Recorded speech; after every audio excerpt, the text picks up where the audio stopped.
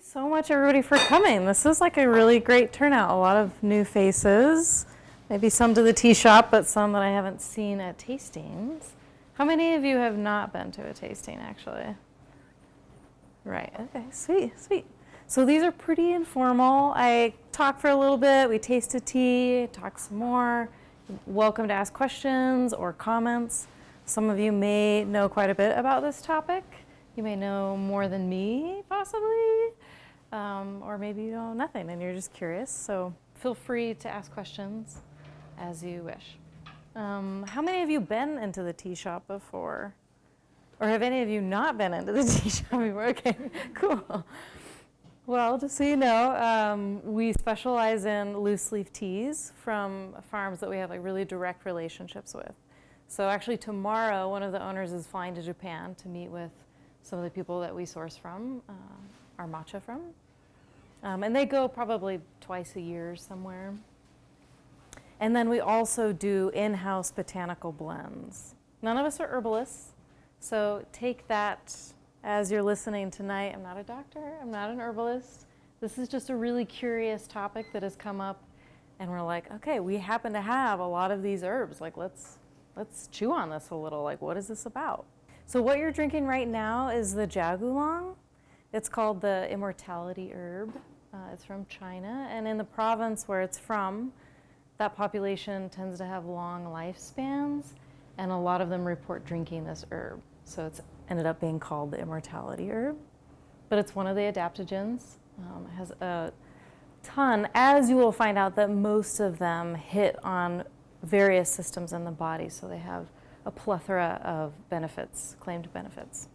So this is actually, so it's been called ginseng before, but it's not actually related to ginseng. This is from the cucumber melon families. It was discovered by Westerners because it was so sweet. It's really beautiful. I have it up here on the table if you want to look at it. It's really viney. None of these tonight will have very much caffeine. There's only one that has a little bit of green tea in it, and that is the Sprinter's Spritzer. So you guys have heard the term adaptogen, I'm guessing. Yeah. No, you just like tea tastings. Have any of you, do you feel like you're familiar with any definitions of adaptogens or context that you've heard it in? Or yeah, mostly it's just something curious. Okay, cool. So kind of colloquially or commonly, it's believed that these herbs, these group of herbs, allow your body to adapt to stress. But kind of a more clinical definition for it is herbal preparations that increase attention and endurance during fatigue, and then also reduce stress-induced impairments and disorders related to neuroendocrine and immune systems. Hopefully that didn't just like send you guys all somewhere else. But and also saying that, again, not a doctor, and I should point out that this term is a little bit still, there's a lot of gray area around it. There have been studies done in various universities, various governments, but there hasn't really been a mass kind of grouping of studies that are accepted widely in the European Union or in the US. So it's kind of a term that's used in some places and not others. And some communities say, oh, there's just not enough evidence. We don't even want to talk about it in a clinical setting yet. Some like wholeheartedly believe in it. Russia is one example. But how it works is that when we're stressed, our adrenal glands connected with our central nervous system kind of combine to create responses in our body to handle the stress, which sometimes means that it decides to kind of sacrifice our immune system or sacrifice our mental clarity or eventually our physical abilities, sometimes our sleep, our sex drive, various ways. So what adaptogens do is that they do a few things in the system, or they operate in a few ways, and I'm going to reference this because I don't want to get any of it like wrong and then be, on public television for it. But So they go in and they interact with some of these compounds like hormones that are released or proteins, different neurotransmitters. And some of them mimic in ways and some of them kind of suppress some of them, which I know sounds kind of vague, but when it comes to a stressful situation, and I should say this is after drinking it repeatedly as part of your diet. It's not like, oh, I'm stressed, I'm going to drink this right now and everything's going to be great. You know, it's not like ephedrine or, you know, a crazy stimulant. But when you drink them over time, they have a cumulative effect. But back to that. So the first one is that when you do encounter stress, they help you mobilize really quickly, and then drop your hormones quickly afterwards. Because sometimes when we're stressed out, these hormones linger in our systems and kind of wreak havoc, and that's when our immune system shuts down or all of these things start to build up. So these kind of almost, I don't really want to quite say rewire, but they help kind of change the way that we respond to stress. So it's like, okay, let's handle this, we're done, let's walk away and not create all these extra problems. So that's one way, a release and a quick shutdown. The second way is that they essentially act like a stress vaccine. So they'll go in and create like a mild level of stimulus or stress in your system. And then, so when you're stressed, you know, it'll pull energy from certain areas of your body to deal with that stress, right? So what it'll do is slightly stress the body so that your body gets used to dealing with that and compensating. Rather than just letting all of those, the energy being taken away, it's like, oh yeah, I remember this. You take it away, oh, I'm gonna build more here to buffer, or I'm not gonna quite give those proteins as much of what I would normally do, so that when you get really stressed out, your body's like, hey, I've done this.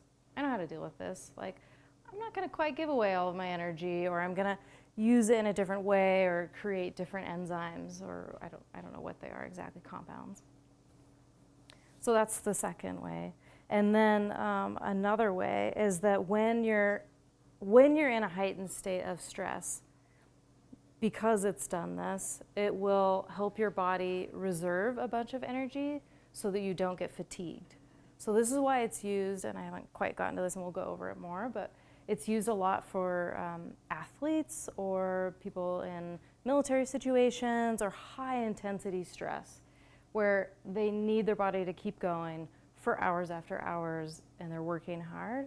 Adaptogens help the body say, oh, okay, I need to sustain rather than be exhausted, so I'm going to withhold. So that's how they essentially work in your body. What does this really look like on a daily basis? It's a couple of different things, like better mental clarity, creativity, focus, memory, all these things that get depleted when you're stressed out. Energy, like I was just saying, stamina, endurance. Like we designed one of our blends, which will be coming up soon, for marathon runners as a way to like keep their endurance going. Mood and anxiety, a lot of these are anxiety reducing. Better sleep. One of these has something in it that will help you go to sleep very well.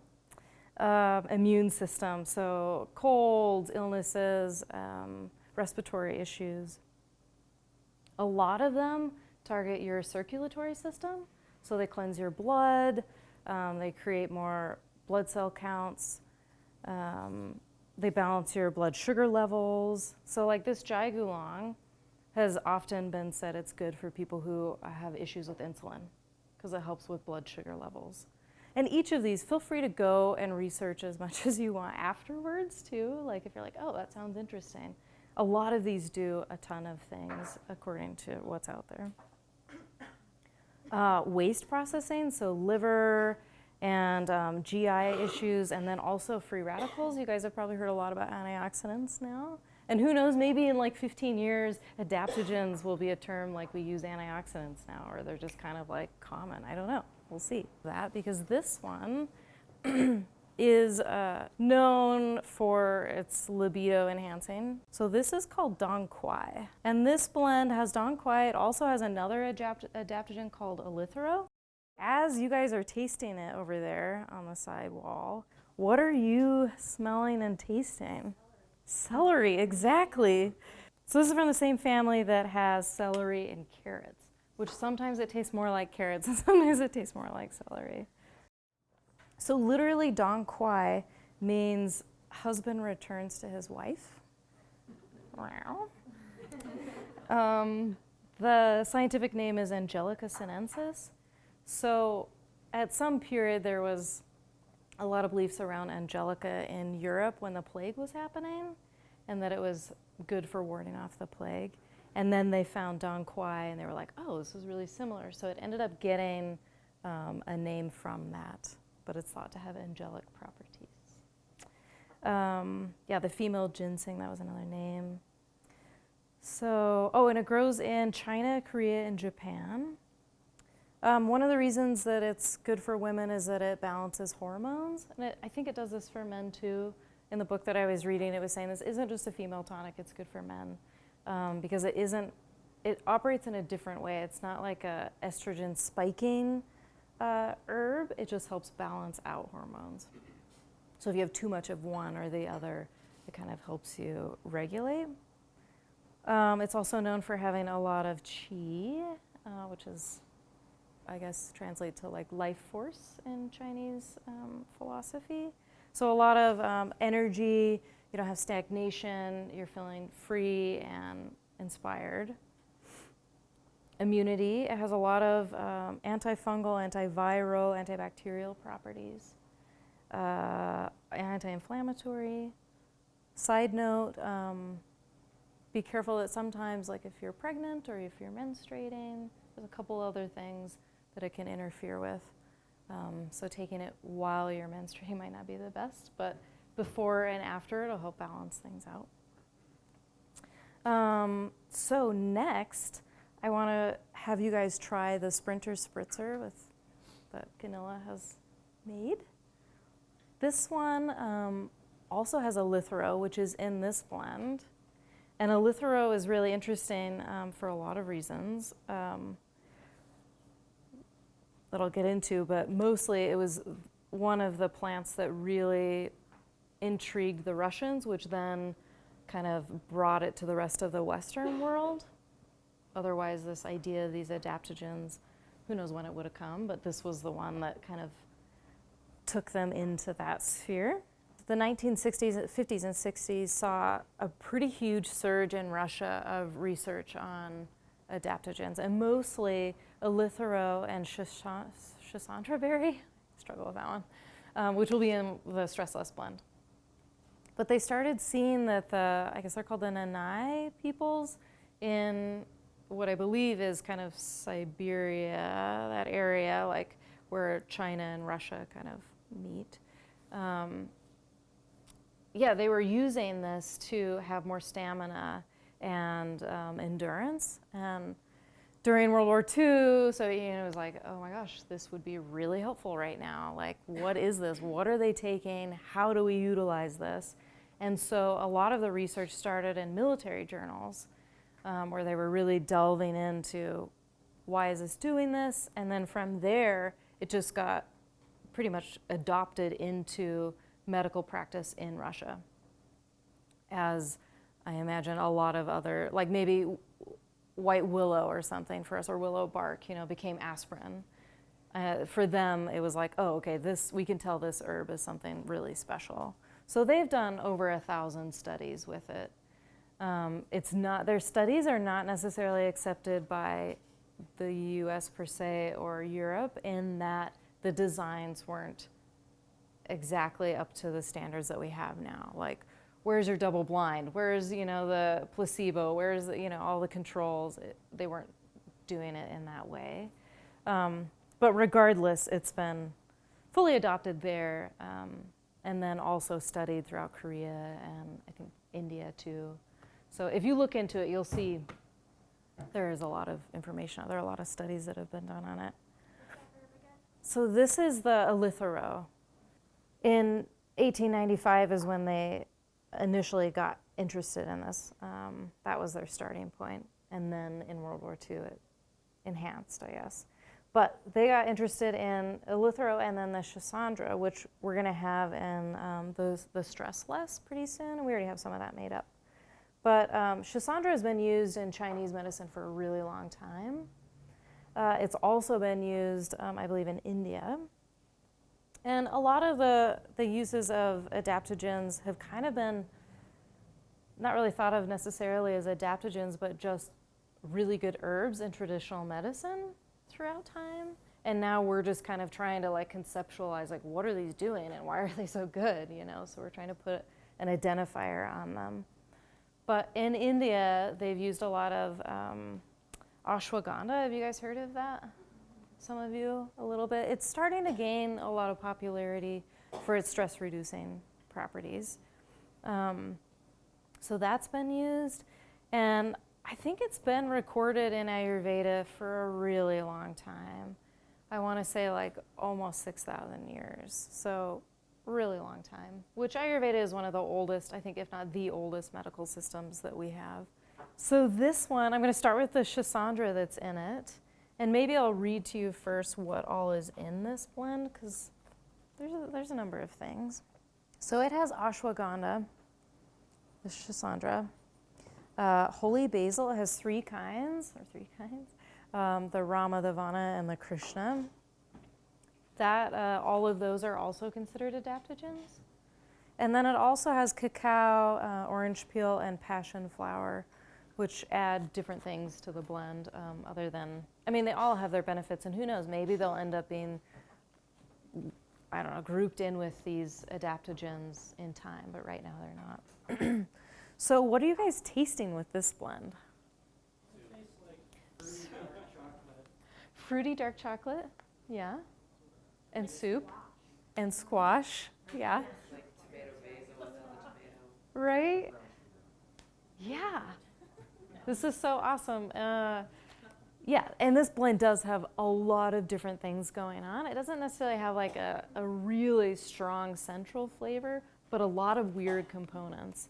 So some of this, so the ashwagandha, I find to be kind of the bitter component of this, or maybe the grassy, brothy kind of thing that you guys are tasting. And then the Schisandra is unique in that it's considered to have the 5 tastes. So sweet, salty, bitter, umami, and salty. So that's why you probably got the brown sugar, I'm guessing, because that's the sweetest part. And then maybe the cacao nibs are a little roasty, maybe. So some of the benefits from this, the Schisandra, is the immune system. It's known for stimulating your immune system, increasing energy, endurance, a lot of these other things that the other ones do. It's been used a lot for like preventing early aging, and I think I've seen in here directly related to like Alzheimer's and dementia, but increasing lifespans. This is another one that normalizes blood sugar levels, kind of like the Jai Gulong, the first one you tried. It's also been used to speed recovery after injury or surgery. So this might be something that would be good if you have done a lot of working out or just endured something really stressful.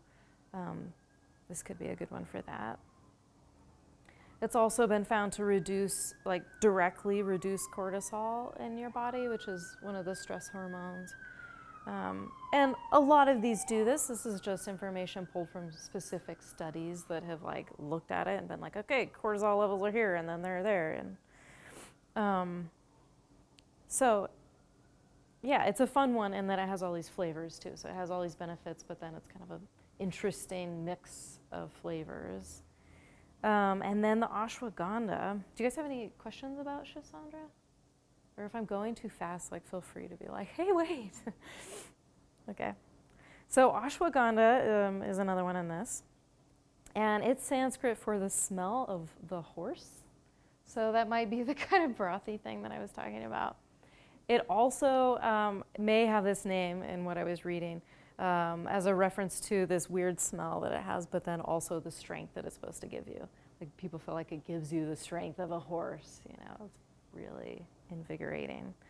This has been used for people with high blood pressure, insomnia, chronic fatigue, which is what I was saying is one of the main benefits of these adaptogens, is that when you're really doing you have long-term stress ailments, this is when these are like most potent for you. And that they'll help you really recover and reserve and everything. It's also been used for thyroid and your adrenals. And then in Ayurveda for physical and mental strain. I find it to be a little bit earthy too, and hay-like. The last one is holy basil. And did you guys order that earlier? Yeah. So have you had it before? Yeah, okay. Has anybody else had tulsi or holy basil? Yeah, a lot of you have. Have you guys? No. That one's been around it's been around for a long time, but it's kind of gained popularity kind of quite a bit lately. So the Hindu name is tulsi. Like I've said, it means the incomparable one, which I thought would be a nice one to end on. So it's from India. It's also considered a sacred plant. So around temples in India, they'll plant them, or shrines, I should say. So it's highly revered in Indian culture. Again, buffers against stress. One thing that came up was specifically like physical stress related to temperature. So like extremes of heat or cold. So if you're in Alaska, it might be helpful. Or in Antarctica, or who knows, in Montana maybe even. Soon, it's supposed to snow tomorrow. Other things, again, blood glucose levels, blood pressure. It's also known to be anti-anxiety, antidepressive, memory enhancing, and general like cognitive things. The flavor of this one is really unusual, especially this blend because it has all three kinds of holy basil. So I don't know, you guys might not exactly be tasting it, or it might be kind of secondary to the Schisandra and the ashwagandha. The ashwagandha is very prominent in this. But kind of towards the end, at least with this blend, I get ashwagandha, then I get Schisandra, and then like it kind of ends on a little bit of holy basil. So it can be warm and sweet. It can sometimes be almost like pepperminty, cloves. I find it to be very like anise heavy or licorice heavy, a little bit of lemon. So specifically, the Rama basil that is in there is considered kind of clove-like or spicy. Then the Vana is the sweet kind of anisey, more fragrant basil, and then the Krishna is more of the peppery one. So altogether, it makes this kind of unusual, and I find really delicious blend. This also we just changed to add the butterfly pea flower into. So that is also in this Stress Less blend as well. And that one is fun. It has a bunch of antioxidant properties, much like the cacao that's in here, and then the orange peel that's in here. But it also turns it an interesting color, which I almost wanted to, would you mind pouring some in here? So it's this beautiful kind of light gray purple. It indicates pH. So if you put something really acidic with it, it will go towards red, reddish purple. If you put something basic, it'll go towards green.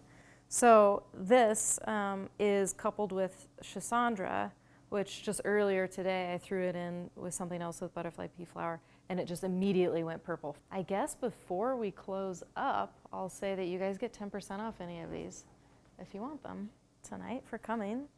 And then also, for those of you who haven't been to tastings, these happen pretty much every last Thursday of the month. Next month, it's going to be the third Thursday, I believe. I think it's like the 24th or 26th, somewhere in there, because of Halloween, because Halloween's on a Thursday. And I imagine you guys will all be doing wild things instead of sitting at a tea talk. But Ganilla is going to be talking about pu'er. So that's an aged tea from China. And it's really good. So come check that out. So feel free to taste any of these or keep drinking them if there's some. Look around. We'll be here. So, thank you. Thank you to you guys.